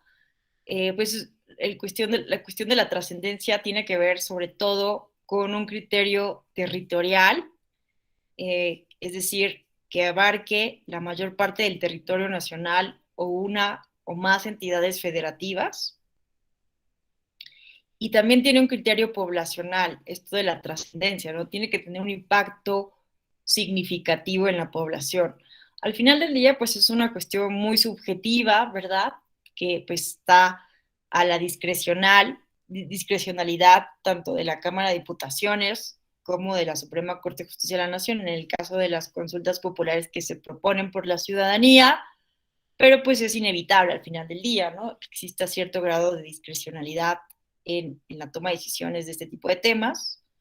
Esto nos lo dice incluso John Locke desde el siglo XVII, ¿no? Que es imposible eliminar toda discrecionalidad de las decisiones del Estado, de los órganos públicos. Al final del día siempre existe ese margen. El punto es que tenemos que estar, ¿no? La ciudadanía, pues, observando que ese uso de la discrecionalidad no sea un uso arbitrario, ¿verdad? O inconstitucional o ilegal, ¿no? Entonces, es algo a tener en cuenta, pero, pues bueno, al final del día, esto es revisado por la Suprema Corte de Justicia de la Nación, ¿no? Es vinculante, y ya lo señalaban sus compañeras, sus compañeros, la consulta popular a nivel federal es vinculante cuando participa en el 40% de la lista nominal de electores. ¿Cuándo se realiza? El primer domingo de agosto, ¿no? Se debe solicitar hasta el 30 de noviembre del año inmediato anterior al que... ¡Ay, me espantaste! Perdónenme, es que salieron los perritos. Me espantaron, pensé que estaban allá afuera. Se debe solicitar hasta el 30 de noviembre del año inmediato anterior al que se quiera realizar la consulta popular. Ahora, ¿quién puede presentarla? El presidente de la República puede presentar, pero solo puede presentar una, ¿no? No puede presentar varias propuestas de consulta popular. También el 33% de cualquiera de las cámaras, ya sea la Cámara de Diputaciones, el Senado, pero solo se puede presentar una por cada cámara. El 2% de la ciudadanía inscrita en la lista nominal de electores, los ciudadanos podemos apoyar varias consultas, pero no proceden aquellas que tengan más del 20% de firmas repetidas, ¿no? Porque, pues, existen muchas mañas, ya sabemos, de los partidos políticos, muchas veces lo vimos, ¿no? En este tema de la revocación de mandato, el Instituto Nacional Electoral hizo una revisión aleatoria de las firmas que se presentaron para solicitar la revocación de mandato, y en muchos de los casos la ciudadanía no había dado este aval para presentar, ¿no? La revocación de mandato, no había dado su consentimiento. También estaban personas que ya habían fallecido, ¿no? Intentando recurrir a los fraudes del siglo XX, por Dios. Pero bueno, el punto es que, pues esto intenta, ¿no? Que no sea el mismo grupo político, por decirlo de alguna manera, la organización ciudadana, la misma, la que esté promoviendo. Entonces, esto es como uno de los candados que existen. Que tienen toda la razón ustedes, que ya lo han mencionado, los académicos, los expertos en estos temas, han considerado que son muy restrictivas las reglas, en realidad parecieran que desincentivan la participación, o son requisitos muy elevados para promoverlas. Entonces, pues realmente se necesita una capacidad de movilización muy importante para poder promover un tema de consulta popular. Y pues sabemos que las únicas organizaciones que tienen esta capacidad de convocatoria, de aglutinación de intereses, actualmente pues son los partidos políticos, y es por ello que han sido estos, a través de diferentes organizaciones vinculadas a estos partidos políticos, ¿verdad?, las que han justo pues ido a recolectar las firmas, ¿verdad? Pero pues no descartemos que en algún momento algún tema tenga alguna trascendencia importante y que se pueda movilizar a la ciudadanía, pero pues sí es muy complejo, ¿no? Está muy elevado el requisito en realidad. Pero bueno, por ejemplo, ayer estaba pensando, no sé si ustedes usan Twitter, yo sí soy muy tuitera, pero estaba pensando ayer el caso de la ley para inquilinos. Existe esta chica que se llama Carla, eh, no recuerdo su apellido, Escoff, bueno, no recuerdo su apellido exactamente, pero la conocemos como Calicho en redes sociales, la señora de las casitas. Ella es directora de la Coordinación de Derechos Humanos de la Escuela Libre de Derecho de Monterrey. Es una abogada brillante, muy, muy inteligente, pero pues estudia muchísimo el tema de la vivienda, el derecho a una vivienda adecuada. Entonces, creo que hubo como una polémica en torno al,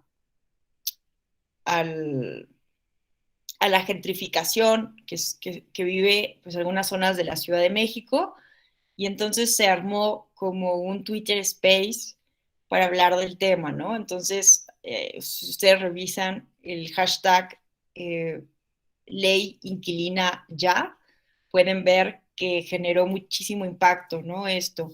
Entonces, pues no descartemos que de algún momento, ¿no? A través de, bueno, que esto se pueda llevar a una iniciativa popular, que no consulta popular, pero bueno, es un ejemplo de cómo a través de las redes sociales, cuando un tema puede causar mucho furor o controversia, que gracias a esta hiperconectividad de las tecnologías de la información, podamos, ¿no?, en algún momento organizarnos. Pero lo cierto es que por ello los partidos políticos son por antonomasia las organizaciones que dentro de la democracia pues aglutinan los diferentes intereses y tienen justo pues la maquinaria, la burocracia, las redes para movilizar.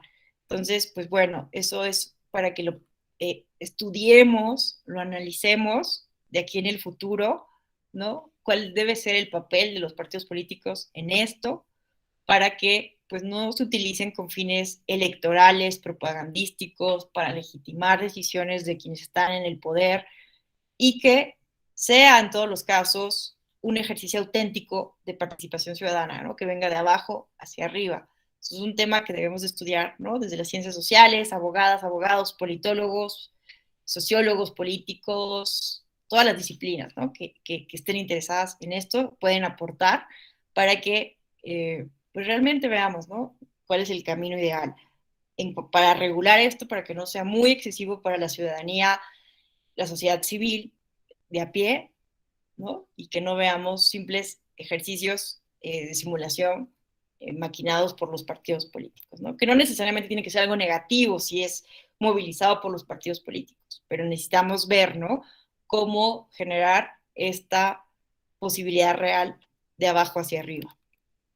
¿Quién la avala? Bueno, la Suprema Corte de Justicia de la Nación avala, ¿verdad?, el tema de la consulta popular, no la trascendencia, porque la trascendencia dijimos que lo avala la Cámara de Diputaciones, sino que esta solicitud, una vez que se presenta a la Cámara de Diputaciones, si es presentada por el presidente o por una minoría legislativa de alguna de las cámaras, la Cámara de Diputaciones dice sí, es trascendente y se envía, ¿verdad?, a la Suprema Corte de Justicia de la Nación quien se pronuncia sobre la constitucionalidad de la consulta y la constitucionalidad de la pregunta, que son dos cuestiones diferentes y que ha generado muchísima confusión también, porque de la misma manera que la revocación de mandato en su momento,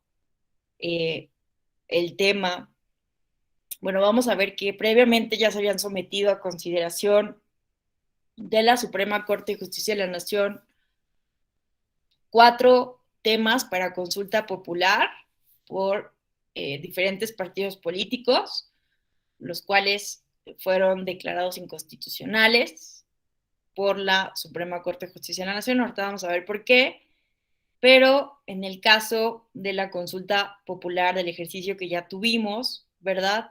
Que fue promovida por el presidente de la República, en su momento, pues fue muy controversial también la sentencia de la Suprema Corte de Justicia de la Nación, que yo, aunque esté en la minoría, a mí me gustó la sentencia porque maximiza el derecho a la consulta popular. Hay que tener bien claro que es un derecho político, ¿no? No es cualquier cosa de lo que estamos hablando. Entonces, me gustó a mí la interpretación maximizadora, extensiva del derecho a la participación, el derecho a ser consultados, el derecho a la participación política de la ciudadanía. Entonces, si no han leído la sentencia, bueno, hubo dos posturas, ¿no? Primero estaba el proyecto del ministro José María Aguilar, que incluso, ¿no? No sé si se acuerdan, pero hubo muchísimos memes, incluso bromas, ¿no? Que dijo que era un concierto de inconstitucionalidades. Incluso hay una lista en Spotify, ¿no? El concierto de inconstitucionalidades, que es muy gracioso eso, la verdad, perdónenme por esta referencia, un poco soez, coloquial, pero bueno. Entonces, el primer proyecto, ¿no? El proyecto era de este ministro José María Aguilar y proponía la inconstitucionalidad del tema de la consulta, porque pues se estaba considerando, ¿no? Que pues no se puede someter a consulta popular. Se interpretó como literalmente, ¿no? Someter a juicio a los expresidentes, ¿no? Entonces se consideró que eso podría vulnerar la presunción de inocencia y las garantías del debido proceso, lo cual ya después el proyecto de la mayoría, creo que fue de Saldívar, no sé si esa sentencia voy a revisar para el lunes para confirmarles, que ahorita se me acaba de ir, pero le da otro enfoque completamente distinto la otra sentencia, porque consideran que es constitucional el tema de la consulta, pero le dan un enfoque de justicia transicional, ¿no? De la posibilidad de someter decisiones, ahorita vamos a ver cómo quedó la pregunta, pero dar la oportunidad de ser consultados a la ciudadanía de que ciertas decisiones del pasado puedan ser objeto de investigación. Si lo analizamos desde un enfoque de justicia transicional, del derecho a la verdad, de las comisiones a la verdad, por supuesto que esto es constitucional, por supuesto que esto es legítimo, ¿verdad? Entonces, eso fue lo que declaró la mayoría de ministros en ese momento de la Suprema Corte de Justicia de la Nación, aunque también ha sido criticado, aunque también yo entiendo que muchos de ustedes aquí pueden estar en contra, ¿no? Incluso se ha acusado a la Suprema Corte de Justicia de la Nación de haber sido, de seguir los intereses presidenciales, ¿verdad? Fue acusada de eso. En lo particular, yo no estoy de acuerdo con esas interpretaciones porque, insisto, si uno analiza la sentencia con una lupa de el derecho a ser consultados, en realidad se maximizó el derecho, y si se observa desde este enfoque de justicia transicional, pues evidentemente adquiere otro enfoque muy distinto, que está a todas luces amparado por la Constitución.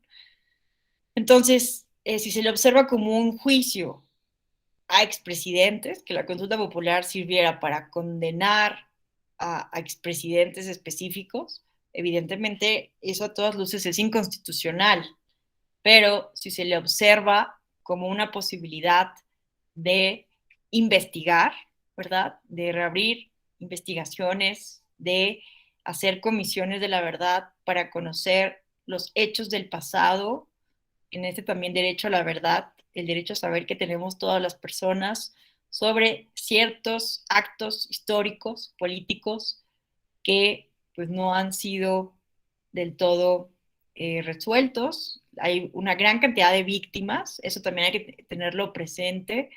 Hay una gran cantidad de víctimas derivadas de diferentes decisiones políticas de sexenios pasados, ¿verdad?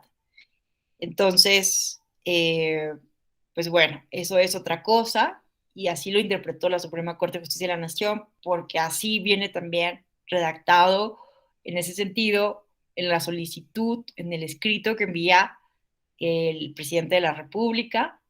Pero ojo, ya la redacción de la pregunta fue la que se declaró que no era acorde a los fines constitucionales de una consulta popular, por lo mismo, ¿no? De poder violentar las garantías del debido proceso, y es aquí que la Suprema Corte está, ojo, ¿no? Está facultada para modificar la pregunta cuando no sea constitucional, porque también se le cuestionó a la Suprema Corte de por qué estaba modificando la pregunta y de por qué la modifica aquí y no la modifica en la revocación de mandato, ¿no? También hubo ahí críticos de por qué hay criterios contradictorios, pero ojo, porque la ley de la consulta popular faculta a la Suprema Corte de Justicia de la Nación para modificar la pregunta cuando no sea constitucional, ¿no?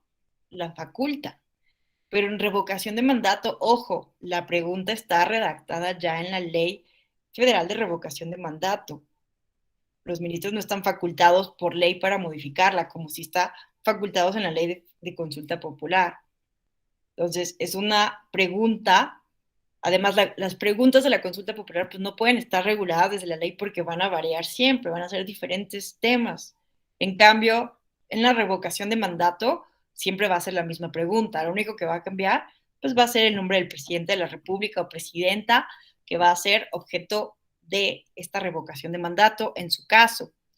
Entonces, bueno, por eso no es que haya diferencia de criterios o incongruencias desde mi particular punto de vista, porque la ley faculta a la Suprema Corte de Justicia de la Nación para determinar, primero, la constitucionalidad del tema y segundo, para modificar la pregunta si no fuera acorde a la constitucionalidad o al tema de la consulta. Entonces, pues bueno, yo sí creo que la pregunta quedó muy confusa, ¿no? La redacción no me gustó al final del día, pero bueno, lo importante es que no fue una pregunta inconstitucional al final del día. Lo lamentable de esto, como lo estamos viendo con la revocación de mandato, es la propaganda, ¿verdad?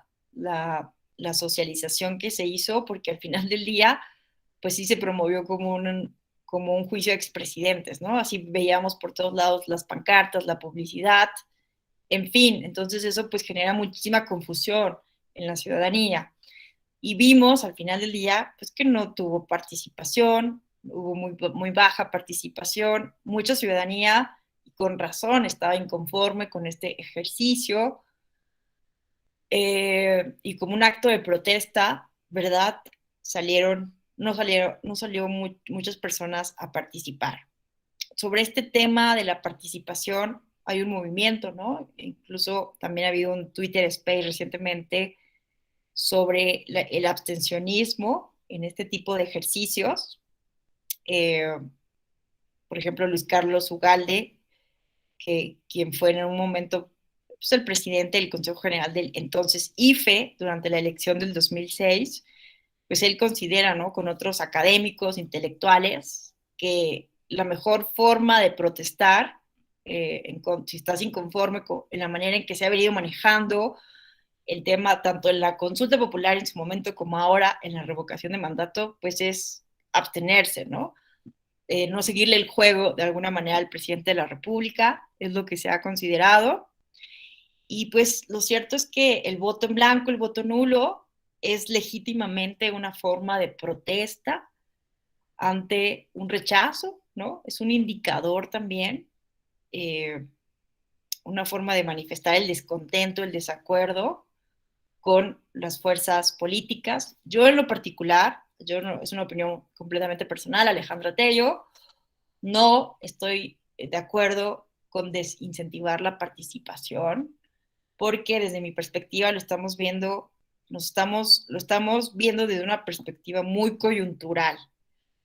Es decir, yo desde la academia, porque yo me dedico a la academia, soy profesora investigadora, no creo que sea la misión de los académicos desincentivar la participación ciudadana, porque como ustedes lo mencionaron, ¿no? El ideal de estos mecanismos es pues, lo contrario, fomentar la participación, la discusión, que esto sea una fiesta cívica, que sea un momento para que los ciudadanos podamos realmente discutir honestamente, francamente, los temas que nos interesan, que nos molestan. Y es como un poco contraproducente, ¿no? Evidentemente tampoco desde las autoridades electorales podemos promover la no participación, ¿no? El INE no podría decir, no, no vayan a participar. Todo lo contrario, ¿no? Tiene que hacer campañas y es la única ahora facultada a través de la ley de revocación de mandato de promover este ejercicio cívico, ¿no? Entonces, pues es un poco contraproducente, nos puede resultar un poco contraproducente, ¿no? ¿Cómo explicamos a la ciudadanía que en un momento dado debe ir a participar y en otro momento dado no, ¿no? Entonces esto pues puede generar ahí ciertas incoherencias discursivas, narrativas en los relatos de lo que significa la democracia participativa. Eso por un lado. Y por otro lado, pues también yo reflexionaba hace unos días en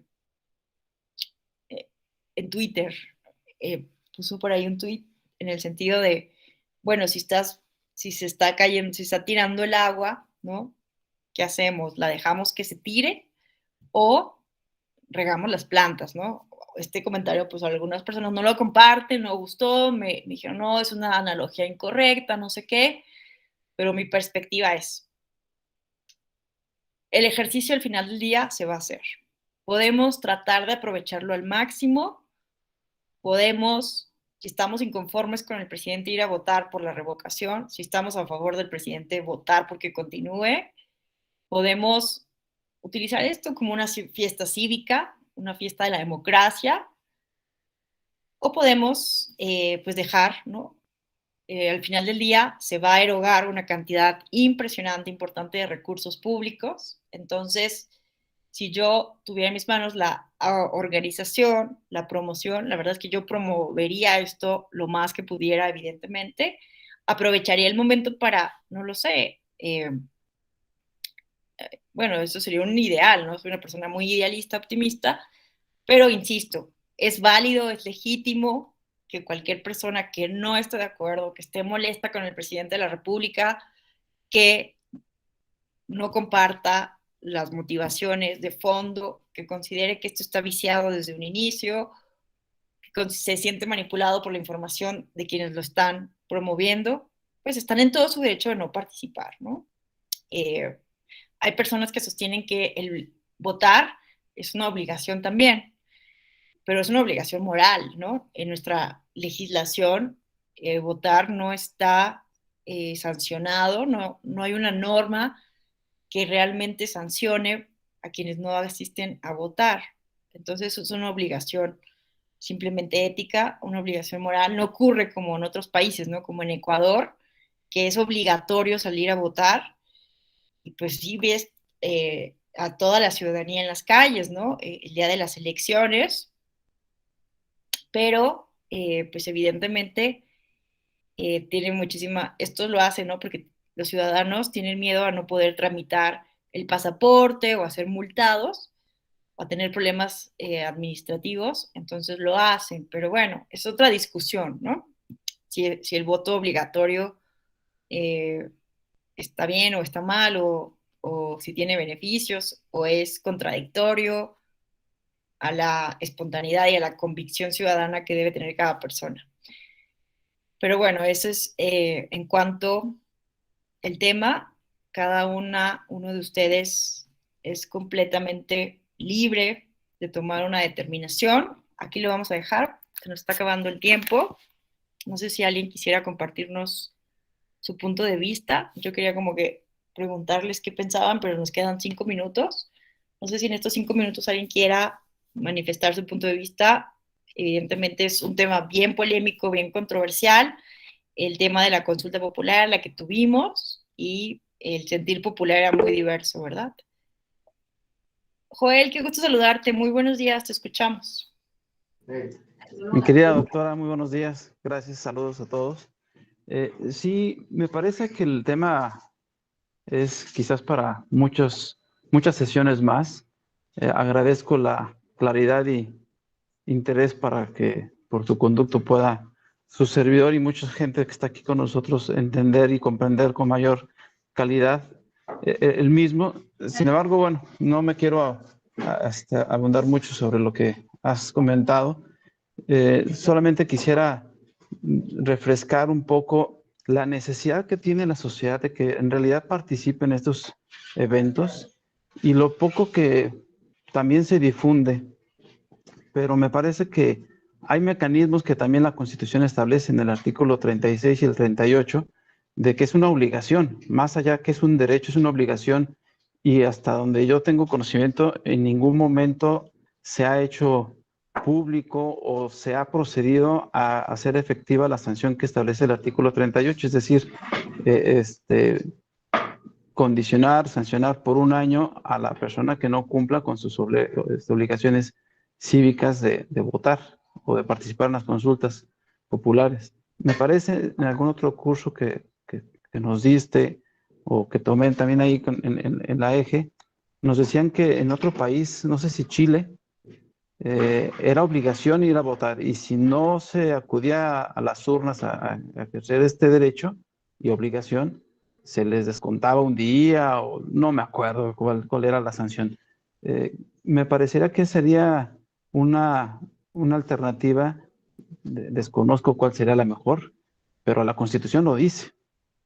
Necesitamos alcanzar esta cultura y bueno, por ahí comentaba alguien, o no me acuerdo si fuiste tú, que los domingos se hace este ejercicio normalmente cuando la gente pues el domingo quiere descansar. Creo que valdría la pena cambiar un viernes, un sábado para que la gente vaya. En fin, muchas gracias nuevamente y que tenga un buen fin de semana. Hasta luego. Gracias a ti, maestro Joel. Qué gusto, la verdad, tenerte otra vez en una actividad académica, compartir puntos de vista. Y pues sí, es todo un tema, lamentablemente. Bueno, lo seguimos comentando el lunes, pero vamos a antes dejarle escuchar a mi querida Carla Denis, que también es un gusto saludarla.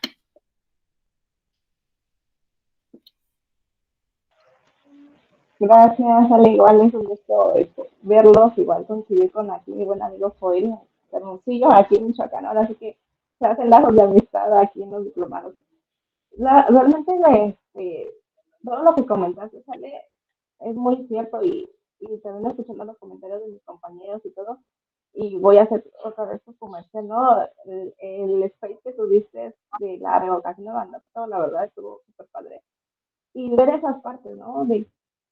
Hay mucho por hacer en la cuestión de mecanismos de participación ciudadana y en lo que es en lo que respecta a lo que el tema que nos trataste de la consulta popular es como que interesante, ¿no?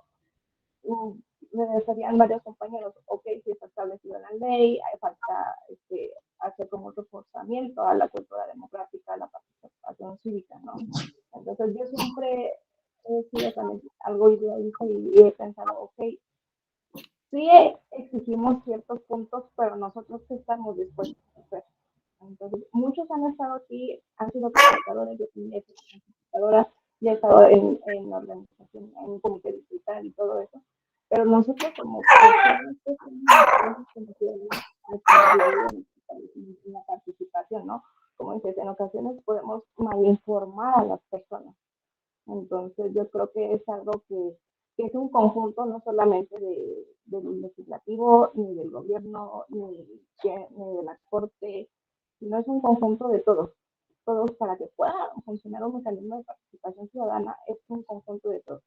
Entonces, si los legislativos hicieran de manera adecuada las leyes que norman los mecanismos de participación, sería una cosa, ¿no? Porque lo vimos recientemente con la ley de revocación de mandato, ¿no?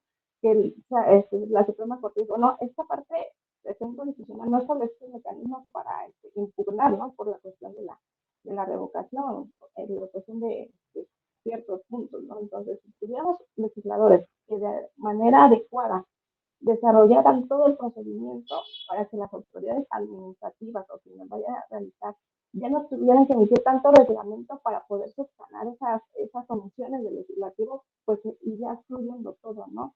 Y aparte también nosotros como ciudadanos, que estamos dispuestos a, como le comentó una compañera, en ocasiones no nos interesa, no nos informamos, pero que es por una cuestión personal, desgraciadamente nos decepcionamos de los gobiernos, pero ¿qué hacemos nosotros para hacer ese cambio? No participamos, y eso como tú reiteras ahorita al final, estas son fiestas de la democracia, ¿no? Es una fiesta democrática. Y yo siempre, desde que en 2010 empecé a conocer la materia electoral, a mí la jornada electoral es una fiesta democrática. ¿Por qué? Porque es la manera en que nosotros como ciudadanos tenemos el poder, porque es el día que tenemos nosotros el poder de tomar nuestras decisiones. Entonces, en una jornada electoral tenemos el poder de decidir quién nos va a gobernar. En una consulta popular tenemos el poder de dar nuestra opinión, nuestro punto de vista. Y en esta ocasión, en la revocación de mandato, tenemos el poder de decidir si estamos conformes o no. Ahora sí que como ellos cuando toman protesta.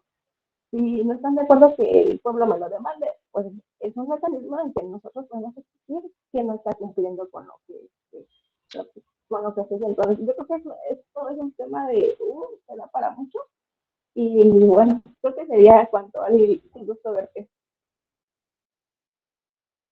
Hombre, el gusto es mío. Gracias por el interés, por este space que tuvimos con algunos colegas de la materia electoral. Pues sí, yo entiendo que es muy difícil estar de acuerdo, ¿no? No vamos a estar de acuerdo. Es un tema muy, muy complejo, pero me gustó mucho lo que dijo Carla, que es una corresponsabilidad, ¿no? Ciudadana. Y me gustó mucho esta reflexión que hace, creo que es muy óptima. Perdón que tenga aquí el perrito, pero está ladre y ladre, entonces así ya se calmó. Pero creo que con esta reflexión de Carla podemos cerrar el día de hoy, que me parece muy pertinente. Y si ustedes gustan, el lunes, quienes se quedaron con ideas, quienes estén en contra, quienes quieran manifestar algo, pues a primera hora les damos el uso de la palabra para que sigamos generando esta conversación. Terminamos de ver las reglas de la consulta popular y nos vamos al ámbito local, ¿vale? Y vemos casos. Les agradezco enormemente su atención, su disposición, la desvelada, ¿verdad? La madrugada, que madrugamos todos hoy a las 8 de la mañana, pero nos vemos el lunes y que tengan un excelente fin de semana. Gracias por todo. Gracias, Hasta luego, Carla. doctora.